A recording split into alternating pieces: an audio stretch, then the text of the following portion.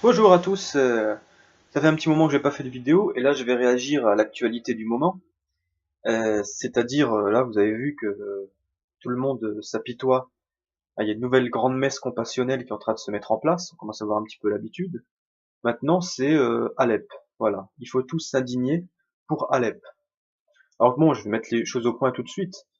Évidemment, comme tout le monde, je suis choqué, je suis indigné, je suis touché par la violence des bombardements, la violence de la guerre. Bon voilà, une fois qu'on a dit ça, bon, maintenant on va venir au fond du sujet. Euh, Moi je trouve quand même curieux que soudainement, voilà, tout le monde découvre qu'il y a une guerre en Syrie et que cette guerre est violente. Voilà, c'est pas, elle est comme toutes les guerres, elle est violente et effectivement, bon, il y a des choses pas très propres qui se passent.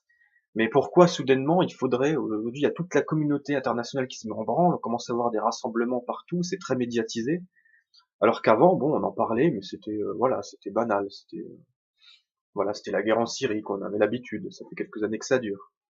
Non, là maintenant c'est Alep par-ci, Alep par-là, c'est que Alep, on dirait qu'il y a que ça, il y a que Alep, voilà. Alors je vais quand même rappeler certaines mises au point. Je vous dis, moi, effectivement, la guerre c'est pas bien, c'est moche, tout ce qu'on veut. Mais bon, tout le monde est en train de le découvrir, alors que bon, on le sait quand même depuis longtemps. Non, la véritable histoire, c'est que Alep aujourd'hui est quand même en train d'être libéré. Par qui? Par Bachar el-Assad, et par enfin, les troupes, on va dire les légitimistes qui le soutiennent, et puis par Poutine surtout, hein, qui est vraiment je dirais qui a fourni le plus gros en logistique, hein. Voilà. Donc c'est en réalité eux qui ont libéré Alep. Mais ils l'ont libéré de qui? Parce qu'il faut quand même le rappeler, parce que j'ai l'impression qu'on n'en parle pas beaucoup de ça. Ils l'ont libéré de l'État islamique, de Daesh. Faut pas oublier que Bachar el-Assad et Poutine se sont alliés pour faire la guerre contre Daesh. Je rappelle quand même que c'est les mêmes qui font des attentats en France, hein, qui tuent des innocents en France, et qui menacent encore aujourd'hui la France et d'autres pays d'Europe. Qu'est-ce qu'on fait alors? Il faut pas les bombarder, faut pas combattre contre ces gens-là. Alors oui, effectivement, bon, il y a des civils à Alep qui eux n'ont rien fait de mal, mais alors d'accord, c'est pas bien. Moi, je veux bien. Je vais rappeler un petit peu l'histoire quand même. La France, aujourd'hui, la France est engagée dans presque une dizaine de conflits dans le monde. Ah, il y a le Mali, il y a encore des troupes en Afghanistan, il y en a en Irak, il y en a un peu partout en Afrique. Enfin bon. Et puis il y en a en Syrie. Enfin, en Syrie, il n'y a pas de troupes, mais en tout cas, il y a aussi des frappes françaises. Ces frappes, elles étaient mieux. Hein, c'est comme, je me souviens, à l'époque de l'Irak, on parlait des frappes chirurgicales. Hein, pourquoi il y a des frappes, les frappes françaises, elles font pas de mort en Syrie. Les frappes américaines, elles font pas de mort. Hein, tout ce que d'ailleurs les Américains, parlons-en. Les Américains, ils avaient tort de libérer l'Europe du nazisme quand ils l'ont fait en 44, qu'ils ont débarqué en Normandie. Ils auraient pas dû le faire. Ils ont fait plein de morts. Il y a plein de civils qui sont morts dans les bombardements américains. C'est pas bien. Et les bombardements américains sur l'Allemagne, ils auraient pas dû bombarder l'Allemagne alors. Il fallait laisser Hitler au pouvoir. Hein. Bon, voilà.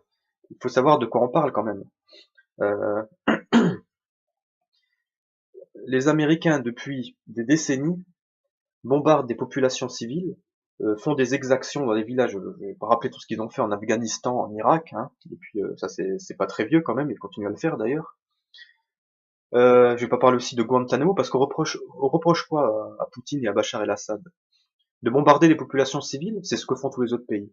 De bombarder, d'ailleurs la France le fait peut-être plus parce que la France est engagée dans plus de conflits, il me semble. Faudra vérifier, mais il me semble que oui. Parce que je vois pas dans quel conflit est engagée la Russie à part ce conflit-là. Bon, à part aussi l'Ukraine, hein, mais sinon. Bref, donc on le reproche voilà de bombarder les populations civiles, on le reproche euh, de faire des arrestations arbitraires et de torturer des prisonniers, c'est-à-dire de ne pas respecter en gros les conventions de Genève. Qu'est-ce qu'ont fait les Américains avec Guantanamo? C'est pas des prisonniers, c'est pas des prisonniers de guerre qui ont aussi été torturés, maltraités. Bon voilà, il faut arrêter avec le deux poids deux mesures. Il faut arrêter de nous dire d'un côté, nous sommes les défenseurs du bien, l'Occident les défenseurs du bien, et puis Poutine et Al-Assad c'est Hitler et Mussolini. faut arrêter de se foutre de la gueule du monde. Euh, je vais simplement, moi ça me rappelle un film dans lequel il y a une phrase les dialogues de Michel Audiard. C'est dans le film Un taxi pour Tobrouk. C'est justement un film de guerre, enfin une parodie de film de guerre, c'est une comédie, avec Lino Ventura et Charles Aznavour notamment. Il y a aussi Maurice Biro. D'ailleurs, c'est Maurice Biro qui donne la réplique à l'acteur allemand là, qui s'appelle Krüger. Oui, c'est celui qui jouait souvent les Allemands de service dans les films français. Euh, il lui dit ceci. Il lui dit, il dialogue avec lui, c'est leur prisonnier, parce que ce sont les acteurs sont des membres des forces françaises libres. C'est un commando de forces françaises libres qui ont fait prisonnier un officier allemand. Et il commence à parler avec lui. Et l'officier allemand, il leur dit, mais si vous aimez pas la guerre, pourquoi vous faites des traités d'alliance avec des pays qui sont en guerre tous les 20 ans, voilà, comme l'Angleterre ou il leur dit, ben, pourquoi vous signez pas des traités d'alliance avec la Suisse ou le Luxembourg, par exemple. Et puis donc Biro, qui est l'intellectuel du groupe, il répond, il dit, mon cher Ludwig, vous connaissez mal les Français.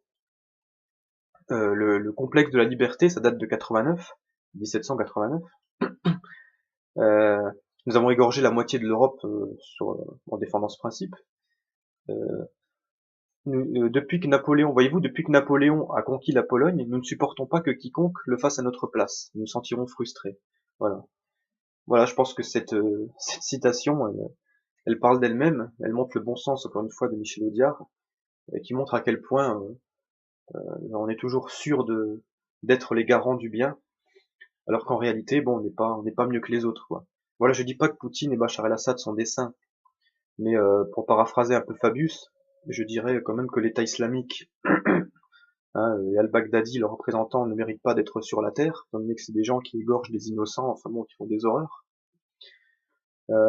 Aujourd'hui, le front Poutine-Bachar el-Assad, c'est un front qui se bat contre ces monstres.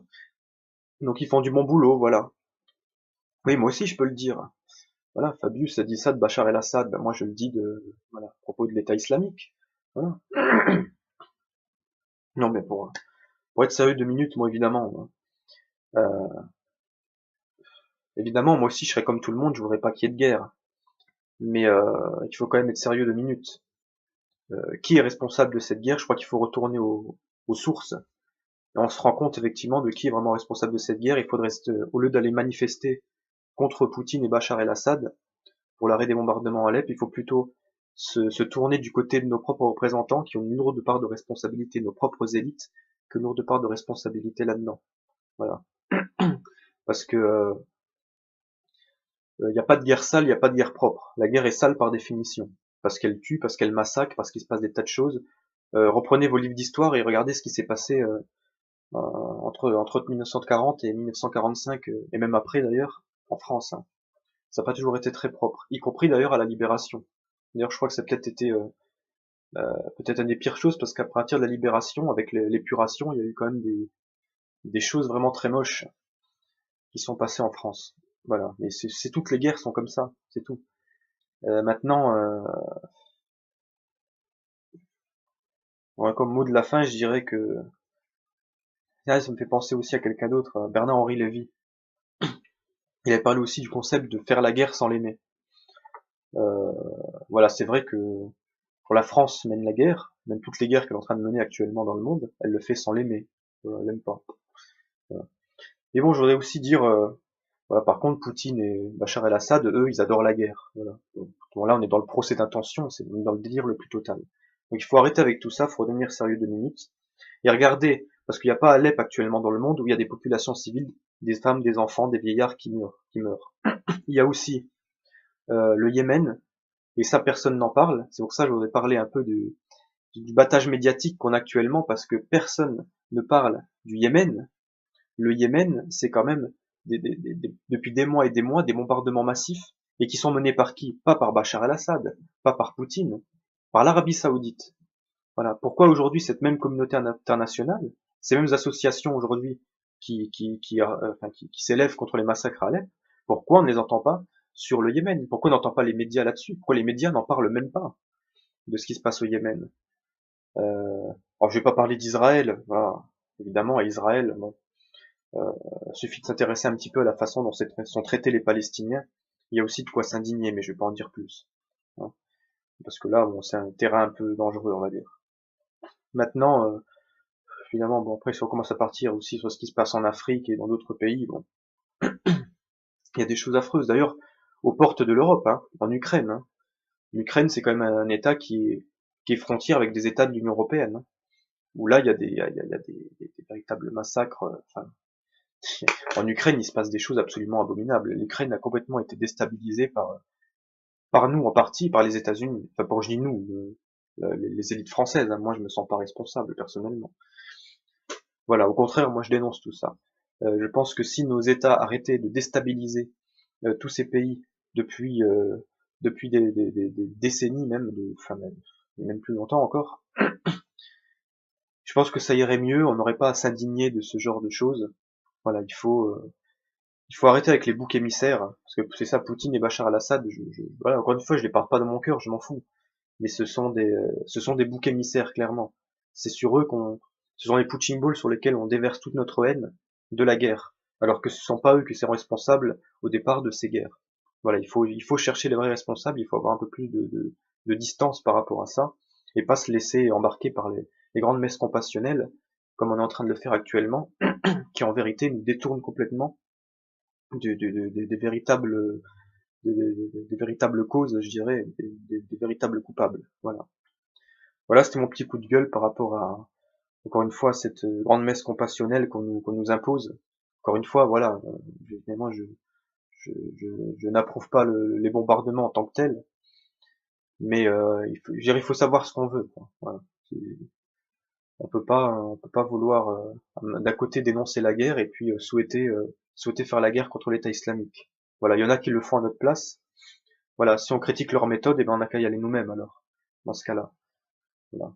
Bon, c'est tout. Maintenant, chacun pourra en dire ce qu'il en pense. Moi, j'ai donné mon opinion. Voilà, donc je vous donne rendez-vous pour une prochaine vidéo. On parlera peut-être encore de l'actualité ou de nos prochains livres prend un peu de retard parce que j'ai pas trop le temps. Le mois de décembre, toujours un mois, il y a beaucoup de choses à faire. Donc, on verra plus tard. Voilà. Sur ce, je vous dis à bientôt et au revoir. Portez-vous bien.